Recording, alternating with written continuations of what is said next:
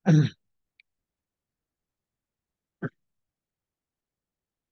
baik. Sebelumnya selamat sore. Assalamualaikum warahmatullahi wabarakatuh. Waalaikumsalam warahmatullahi wabarakatuh. Selamat sore, Bang. Ya, gimana kabarnya? Sehat semua? Alhamdulillah. Alhamdulillah ya. Nah, kita udah menjelang UTS nih minggu depan. Mudah-mudahan semua bisa ikut UTS. Nggak ada halangan. Semua dikasih sehat. Ini materi kali ini kita sudah masuk ke materi 6 ya. Materi 6. Sebelumnya di materi kelima kemarin itu ada tugas kelompok maksimal 4 orang untuk cari jurnal ya. Jurnal, lalu tentang sistem akar, lalu buat representasi pengetahuan dan struktur pohon atau tabel logika sistem akar tersebut. Nah, maksud dari saya coba kalian untuk cari jurnal tersebut adalah belajar secara nyata dari penelitian orang. Dari penelitian orang tersebut, nanti coba kita implement. Kira-kira seberapa jauh sih aplikasi yang bisa kita buat nantinya dengan meniru hasil analisis orang tersebut gitu. Jadi kita belajar apa istilahnya menerjemahkan apa isi jurnal tersebut untuk kita implementasikan sendiri. Intinya sih itu. Nah, kemarin udah saya kasih di sesi 5 itu contoh inti dari sistem akar itu dari struktur pohon logikanya lalu sama representasi pengetahuannya. Dua itu sebenarnya kalau kita pegang programmer gitu ya, kita pegang kita kasih itu dia langsung bisa bikin aplikasinya. Sebenarnya sederhananya seperti itu. Nah, di materi 6 ini saya sudah siapkan juga videonya ini ya, apa yang saya jabarkan nanti kalau misalnya yang kurang jelas atau mungkin nggak hadir atau ada kesulitan, jadi nggak bisa full mengikuti, ini bisa lihat di representasi ini ya. Setiap sesi saya kemarin saya buatkan seperti ini untuk memudahkan. Jadi tinggal diklik aja nanti. Nah ini ada tutorial yang saya buat dalam bentuk video, tinggal dijalankan saja sebenarnya. Ada suaranya juga di sini.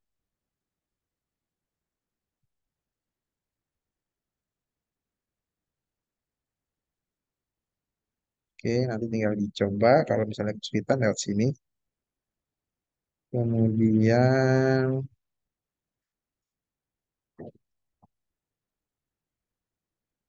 nah ini ada contoh-contoh aplikasinya. Contoh-contoh aplikasi ini dari YouTube juga saya dapat ya. Ini contoh ada orang yang buat dengan Java. Ini tampilan visualnya ya masih sederhana, cuman masih oke lah kita bisa pakai gitu sebagai referensi gitu ya. Oh, ternyata nggak sulit-sulit banget ya. Kita tampilannya cuma sederhana seperti ini gitu ya. Jawabannya ya tidak aja ya. Gejalanya sudah ada, cuman mungkin gejalanya cuma sedikit gitu. Ini ada tabelnya juga kalau dia pakai tabel. Tapi kalau kita nggak mau pakai tabel, hanya langsung variabel statis aja juga bisa.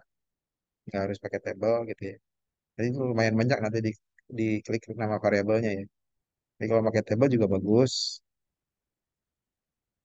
Intinya sih sederhana cuma tampilan satu tampilan begini udah bisa menghasilkan apa diagnosenya ya buat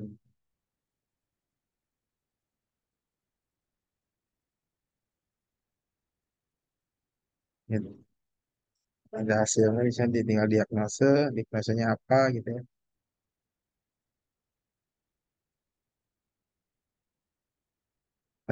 Sekalian latihan coding kemarin kan sudah belajar di semester 1 pakai Python atau pakai Java atau pakai bahasa pemrograman yang lain silahkan dikembangkan.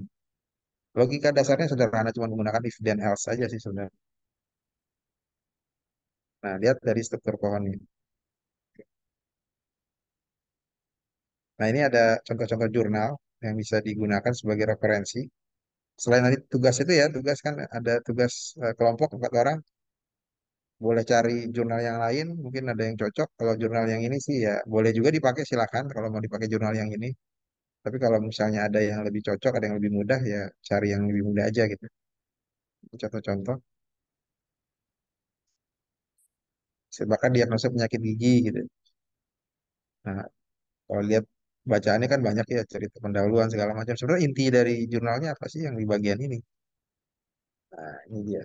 hasil dan pembahasan ini. Jadi di sini kalau dinilai ada akuisisi pengetahuan yang dilakukan dengan pakar. Jadi dengan pakar, dengan orang yang ahli di bidang penyakit gigi, dokter gigi kah, yang sudah punya sertifikasi kah, dokter yang sudah ahli gitu ya, mungkin pengalaman bertahun-tahun dan punya disahkan secara eh, apa ya resmi dari pemerintah, dia seorang ahli di situ. Nah itu bisa dijadikan acuan sebagai sumber informasi atau informannya nanti. Nah di situ dapat ternyata kesimpulannya dari dialog dengan beliaunya, lalu dari bahan-bahan yang ada di Indonesia ada 8 jenis penyakit pada gigi, gitu ya. Ternyata di sini 8 jenis, ternyata di sini masih 7 nih dia tulis nih. Satu lagi hilang ya gimana. Jadi kadang antara tulisan dengan hasil itu agak kurang. Jadi kita juga harus teliti juga. Lalu ada 37 gejala-gejala penyakit gigi gitu ya. Ada 37 nih dikasih G001 gejala 01, 02 sampai 37 gitu ya. Ya buat. Jadi data-data ini nggak sembarangan ngambil gitu ya. Harus ada sumber referensi, buku-bukunya mungkin atau dari pakarnya yang menceritakan ini loh. Jenis penyakit dan gejala-gejalanya. Nah, dari penelitian ini kita buat tabel seperti ini, lalu kita kodekan, gitu kan. Sini kalau erosi gigi itu gejalanya nomor berapa sih? Gitu kan. Jadi nggak semua gejala ini kan semua gejala gigi, penyakit gigi. Cuman untuk penyakit tertentu misalnya erosi gigi itu mungkin gejalanya cuma ada 7 atau 8 gejala gitu ya. Dari sekian 37 ini cuma beberapa. Nah, ini bisa kelihatan gini petanya di sini nih. Jadi kan jadi if G01 true, G02 true, G03 true gitu ya. Checklist-checklistnya enable, maka kemungkinan erosi giginya berapa persen. Jadi kalau misalnya ada 10 gejala, ternyata cuma ada 8, berarti kan nggak 100% ya. Mungkin 80% erosi gigi. Kalau gingivitis mungkin 20%. Makanya nanti akan munculkan persen-persennya. Jadi gejala ini ternyata satu gejala itu bisa diidap dari beberapa penyakit gitu. Jadi ya sama-sama jenis sakit gigi, yang sakitnya sama nih. Misalnya semua sakit gigi pasti bau mulut tak sedap. Ya udah, berarti di G01 ada di erosi gigi, G01 juga ada di tinggi, apa di pulpitis gitu. Jadi bisa berulang. Tapi kan ada pelengkap penyebab yang lain. Nah, nah itu kita kita pahamin. Oke, ada yang masih di jalan. Motor siapa nih? Kameranya di off aja dulu nggak apa-apa. Di jalan ya. Nanti kalau apa nggak sempat nggak apa-apa ada salinan videonya. Jadi yang dipaksakan juga ya. Nanti takut kecelakaan di jalan. Di bawah santai aja. Videonya ada. Nanti tinggal dilihat ya. Nah ini juga sama tuh ya. Nah, ada lagi yang lain gitu ya. Nah, ini zonasi untuk diagnosa penyakit jantung gitu. Kita buat cari gitu. Nah ini dia lebih buat tabelnya lebih lebih enak nih. Gagal jantung kalau ada gejala ini. Lalu ada keterangannya nih. Lebih enak juga ngeliatnya gitu ya. Terus ada bobot, ada penilaiannya. Nah, ini juga bisa. Lebih mudah nih bacanya nih. Programmer pasti langsung kelihatan ini. Oh, ini jika G011 ini gitu dan nilainya berapa nih? Nanti di total nilainya berapa? Jadi bobotnya berapa? Berapa persen atau berapa kemungkinan terjadi penyakit tersebut bisa kelihatan.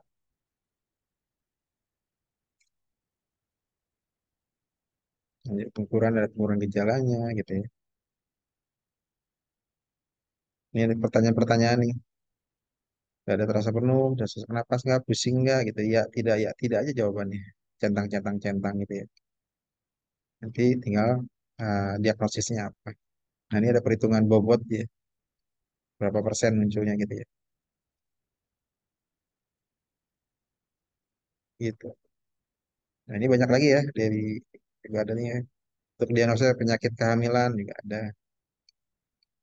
Ada beberapa jurnal yang menyertakan dia sampai implementasi, ada tampilannya. Nih kalau ini ada proses kaidah referensinya nih pakai if dia ya, pakai if.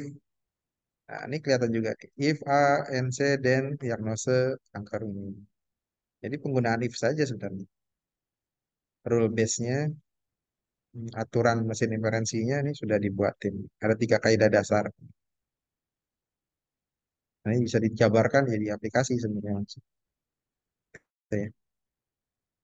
Nah, ini lebih lebih jelas lagi nih, kaidah satu, ya, kaidah dua, kaidah tiga gitu ya.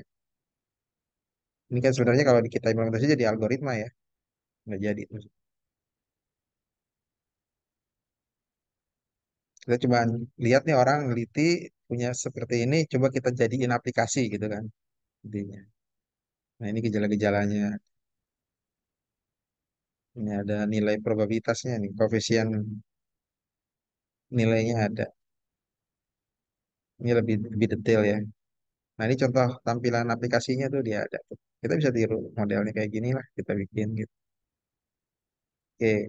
Jadi nanti UTS-nya itu ya bikin ini, bikin dari jurnal yang kita mau angkat nih, tiru, terus bikin tampilannya seperti ini. Coba diterapkan gitu ya, dari data tersebut jadiin aplikasi gitu. Kita bikin aplikasinya. Per kelompok 4 orang, sama kayak kelompok yang kemarin yang tugas sesi 5. Gitu. Oke, ini ada motor metik, aplikasi kerusakan motor metik. Nah ini juga sama. Ini langsung, apakah tenaga yang dihasilkan lemah? Udah pakai pertanyaan dia langsung nih. Gitu ya. Ini rule-nya juga udah ada. If motor sudah dihidupkan dan tenaga dihasilkan lemah, apa kerusakan pada piston? If ini kerusakan pada klep, gitu ya. Ya, buat. Nah, antar mukanya, tampilannya, gitu. Nah, kita tiru ya. Tampilannya sederhana ini, pakai Java aja bisa ini. Cuma sedikit ya. Ini klik, klik, klik, klik. Langsung pertanyaan, ya tidak nih kan. Ya tidak, jawab terus. Setiap pertanyaan nanti muncul diagnosisnya apa. Oke. Ini ada tuh pertanyaannya. Apakah motor? Ya tidak. Oke, terus dicas itu ya. Sampai sini ada pertanyaan?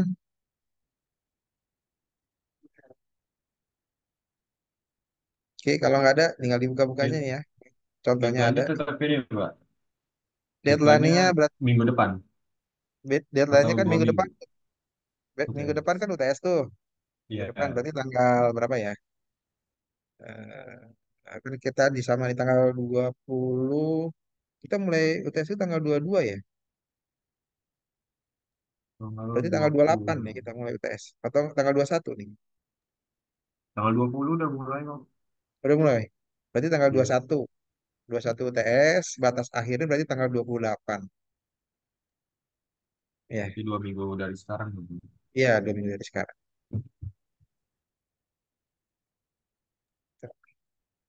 Juga banyak tuh ya. Kalau diikat, dilihat polanya. Berarti kalau yang UTS ini langsung bikin aplikasinya aja, Pak. Iya, bikin aplikasinya. Kan di sesi 5 kan udah bikin ininya. Ininya nih ya, PDF-nya. PDF ini tentang struktur logikanya dibikin. Tinggal Iya. copy paste sebenarnya kalau di jurnalnya udah ada, tapi kalau belum ya bikinin dulu gitu ya. Supaya kita lihat alur setiap bagian itu gimana hubungan antar gejala dengan penyakit. Di beberapa jurnal ada di jurnal yang lain juga dia nggak nyantumin struktur logikanya. Jadi bikin bingung juga. Maka kita terjemahkan dulu dalam struktur logika seperti ini, dapat, lalu kita buat apa kode-kode penyakit dan gejalanya gitu ya.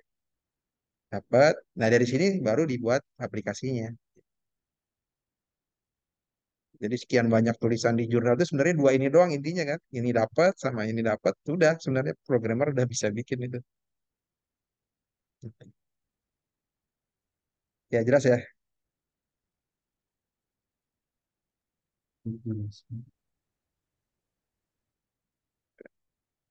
Ini juga ada nih. Nah, contohnya ada tuh banyak. Nah, ini struktur jelas nih. Pohon keputusannya jelas banget nih. Bisa ditiru. Jadi di jurnal lain ada yang nggak pakai gitu ya. Padahal ini penting banget ini. Kalau kita lihat begini juga bisa sih. Cuman agak bingung gitu kan. Hubungannya tuh pecahannya kayak gimana sebarannya. Kalau kayak gini lebih mudah sebaran. Ini kan aturan atau rule-nya kan. Sebenarnya aturan rule kayak sama pohon keputusan juga sama sebenarnya. Dia juga kan ini tuh sebenarnya diimplementasikan dalam pohon seperti ini. Nah, kalau di jurnal yang kita dapat belum ada struktur pohonnya, bikinin struktur pohonnya biar lebih mudah dipahamin. Jadi kalau programmer itu dibikin apa? gambar logikanya itu lebih mudah dibandingkan dengan yang seperti ini nih dalam book table agak apa agak jelimet gitu di mata tuh ya. Tapi sama aja sih, tapi lebih enak seperti ini. Dibuat aja pohonnya seperti ini. Oke, kita kelihatan. Nah, ini juga tampilan-tampilannya ada contohnya. Kan mau checklist-checklist aja kan nanti. Coba. Ya tidak, hasilnya apa. Jelas ya? Oh, jelas Pak. Ya jelas ya. Silakan. Em, Pak, kalau saya mau bertanya Pak, boleh, silakan. untuk tugas yang kemarin sih. Yang sesi 5. Iya, boleh saya screen nggak? Oh, boleh, silakan.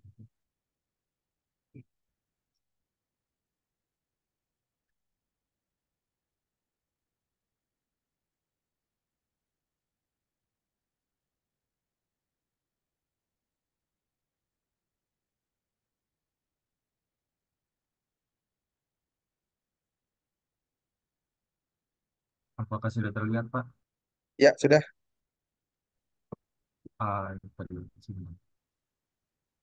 Ini kan kemarin kan saya bikinnya itu yang tentang sistem pakar untuk mendiagnosis penyakit infeksi Hmm, menggunakan ini apa nih? Dulu sebentar. Ini tadi hmm, saya salah setuju. Penyakit infeksi menggunakan forward chaining. Training ya. Nah, ini kan gejala kan, Pak. Gejala sama Hmm, penyakit itu kan dipisahkan apa ya? Biar mudah dimengerti kan. iya, gejala Kayak sendiri, gini. penyakitnya sendiri ya. Terus pohon penyakitnya kan saya kalau di jurnalnya itu kayak flowchartnya ya tidaknya itu kayak masih ini Pak, masih kayak lurus aja gitu Pak. Nggak yang Hmm, seperti dibikin kayak gini. oh gitu. Jadi Ya, jadi ada masih singgungan gejala nggak? ah bentar. Gejala yang sama untuk penyakit yang berbeda. Ad, ada nggak Bang? Kalau saya Hmm, singgah dulu. Jadi itu di jurnalnya itu seperti ini. Nah, Nah, di jurnalnya itu seperti ini, Pak. Jadi kayak demam, ya hmm, kalau ya demam dia menyatakan iya, berarti hmm, lanjut ke gejala berikutnya nyeri perut. Kalau nyeri hmm, perut tidak, baru ke batuk. hmm, Kalau batuk tidak, berarti langsung ke penyakit 6 ini, Pak, observasi febrisi gitu, Pak. hmm. Itu masih sesuai kan, apa ya? Iya, itu dia malah langsung dibuat if then else-nya percabangannya langsung jelas itu kan dua percabangan kan. Jika iya lari kemana, jika tidak lari kemana. Berarti nanti di Iya, mesin rule inferensinya, aturan inferensinya menggunakan if then else aja udah jadi itu. dia emang benar ini apa yang ngikutin yang tadi saya bikin ini aja ya, kayak gini. Kayak lidah Iya. kotor, berarti kan gejala 8, tidak Hmm. atau iya. Gitu. Heeh. Iya betul. Betul. Iya kan Pak, jawabannya tidak iya, kalau tidak iya, kalau iya lari kemana, kalau tidak lari kemana gitu kan. ya, ini saya juga bikin ininya sih apa, Hmm. kayak biar dia tahu nih pohonnya. Kayak G14 tambah G6 berarti kan dari G1 itu iya, G1 itu kan iya berarti ke G4, G4 itu ke G6, G6 itu Hmm. ke P1 gitu, penyakit satu.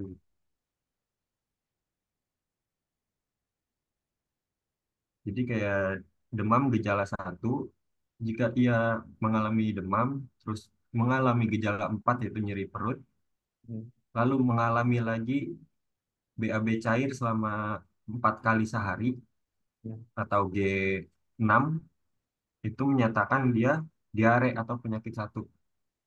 Iya. Benar kan ya, Pak? Itu dia buatnya struktur pertanyaannya jadi buat sedemikian rupa. Jadi karena demam kenapa di atas gitu ya? Kenapa pertanyaan demam di atas? Karena Saya gini, demam Pak. yang Pak. Ya. Oh iya, iya kemana urutannya tadi dia dibuat terus. Karena di struktur pohon demam itu hampir semua penyakit ada demamnya. Jadi pertanyaan pasti demam dulu gitu ya. Iya, Pak. Mm-mm. Kan itu kan suruh bikin kayak aplikasi juga ya Pak ya, yang di tugasnya ya, yang Iya, ininya nih. seperti itu. Heeh. Nah itu Nah itu, berarti kalau saya gabungin sama UTS gimana Pak? iya nanti UTS itu buat ini, buat aplikasi seperti ini. Jadi Berarti lanjutin. nanti ya untuk tugas limanya nanti ditambahin asesan aplikasinya aja ya Pak ya? Iya, jadi tugas 5 kan udah masuk tuh di sesi 5 upload. Iya, Udah. oke. Nanti di UTS tinggal berdasarkan tugas itu jadikan aplikasinya gitu. Wah, baik Pak. Lanjutin. Berarti ini cukup kayak ininya aja ya Pak ya, kayak gini Heeh. gitu. Yang penting kita tahu tahu polanya, intinya, lalu coba terjemahkan dalam aplikasi gitu. Nanti Oh, hasilnya baik sama Pak. nggak, akurat nggak dengan perencanaan tadi kan struktur ponik datang tuh kalau iya tidak ke sini nggak benar hasilnya sama nggak gitu kan struktur pohon tadi keputusannya. Iya Pak. Kita uji nanti di aplikasi sama nggak gitu. Kalau saya jawab tidak, misalnya tadi dari demam tidak, larinya kemana? Langsung muncul diagnosisnya apa gitu. Sesuai dengan struktur yang tadi yang udah dibuat. Terima kasih Pak. Ya, sip. Bagus. Ya. Yang lain ada pertanyaan?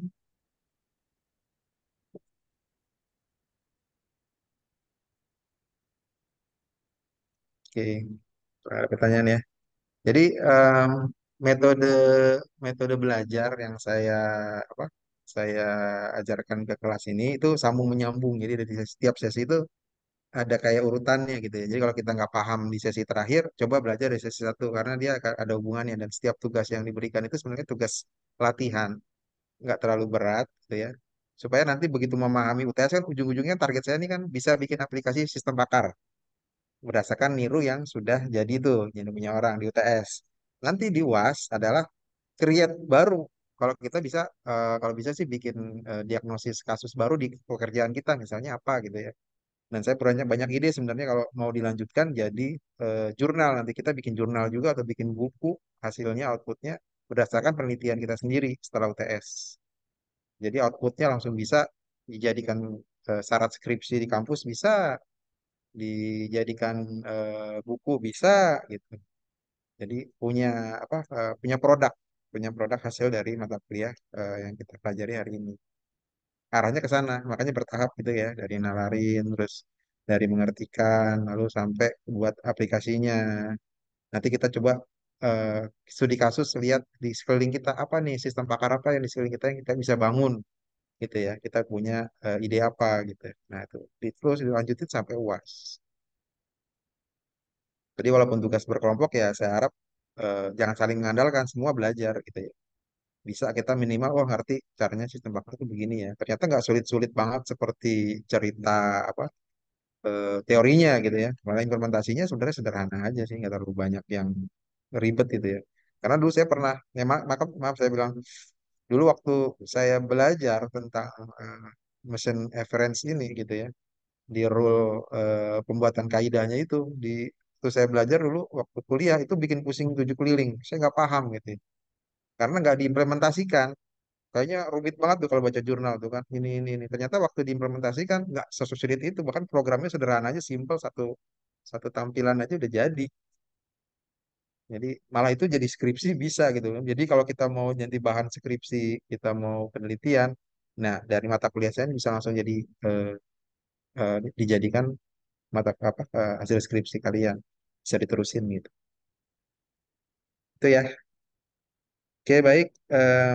Kalau nggak ada pertanyaan, kalau nanti ya di penjelasan ini tadi kan ada yang masih dalam perjalanan, nggak sempat dengerin. Nah ini ada file YouTube-nya, saya udah buatin, saya ngulang sebenarnya tadi. Nah ini bisa ikutin dari sini ya keterangan saya.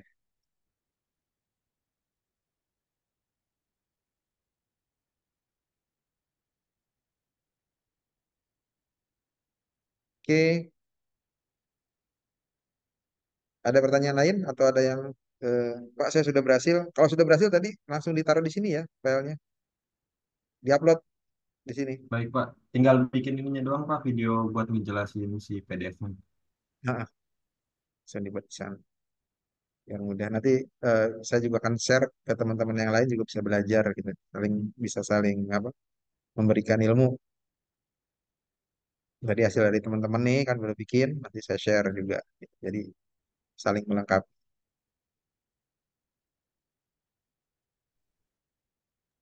Absen Oke, ini dari tugas ya, Pak? ini saya absen langsung capture dari sini. Oke, siap. Terima kasih, Pak.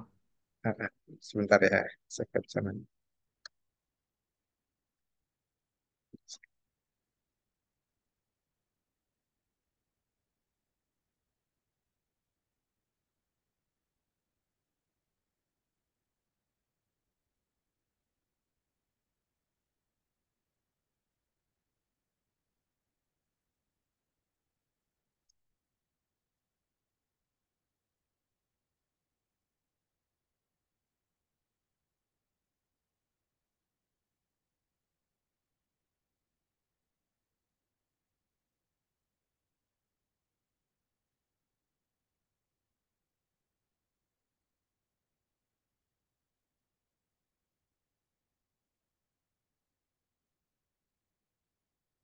Oke, kalau sudah tadi di grup udah saya share ya, yang absen. Oke, kalau nggak ada pertanyaan, kita cukupkan ya hari ini. Selamat belajar. Eh, Tugas, UTS, segala macam itu, kalau UTS ada batas waktunya ya, seminggu setelah UTS. Tapi kalau tugas misalnya ada terlambat, Pak, nanti setelah UTS baru bisa mengerjakan, tetap saya masih terima, cuman memang nilainya nggak beda dengan teman yang sesuai dengan tepat waktu. Itu aja sih. Terima kasih. Saya tutup. Wassalamualaikum warahmatullahi wabarakatuh. Selamat sore. Waalaikumsalam Pak, terima kasih warahmatullahi Pak. wabarakatuh. Selamat sore. Ya, Terima kasih, Pak. sama-sama.